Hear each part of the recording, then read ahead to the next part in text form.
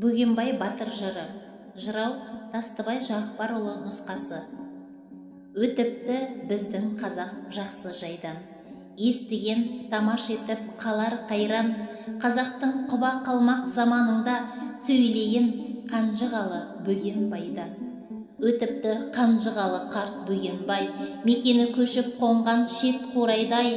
Қазақпен қалмақ атыс қылған кезде әкесі әруақ қонған ер Маянбай. Ерлікпен Бөгенбайдан тартыпты күй. Сол күнде Қанжығалы 9 мың үй, қасына жолдас болған ерлеріне түскенді шабындыдан қылыпты сый. Бөгеннің әркім естіп білген атын, біледі Маянбайдан туған затын. Сол күнде Бөгенбайдың баласы жоқ, алса да бала үшін 14 қатын. Ерліктің ер Бөгенбай қуған затын, түзеткен сайып қырған салтанатын, қан төгілген соғыста жаяу қалып беріпті жолдасына мінген атын. Бөгеннің жүрген жері күнде думан, бұл арадан қалмақты қолмен қуған. Нәсілінде саяқтық болса керек, 17 ұл, бір қыз екен бірге туған. Қазаққа үлгі болған Бөген қарты, ерлердің бола бермес мұндай арты. Әкесі Маян өлген күндерінде бар екен еркен кіндік 96.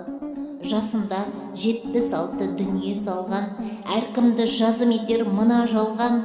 Ешбір ханға бағынбай Бөген батыр, жеке жол Қанжығаға өзі салған.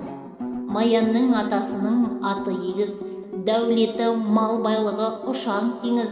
Жайлауы Көксу, Қияқ деген жерде көшуі бір айшылық естісеңіз. Қанышер егескенге бермепті кет, қатындар айтады екен қос туған деп. Баласы Маянбайдың жауға аттанса қалмапты еркек кіндік қылқұйрық деп.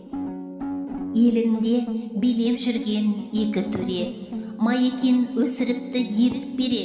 Дәулеті олардың да асқан екен, төреге Маянбайдың жүрген ере.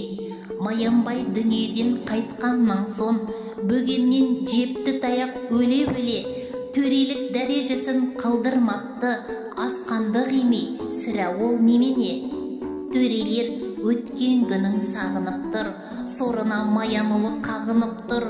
Қамшыдан қорыққаннан екі төре құл болып Бөгенбайға бағынып тұр. Бір табы Қанжығаның дулат деген, оларды жоқтайды екен төре кегін. Бөгенбай оларға да қамшы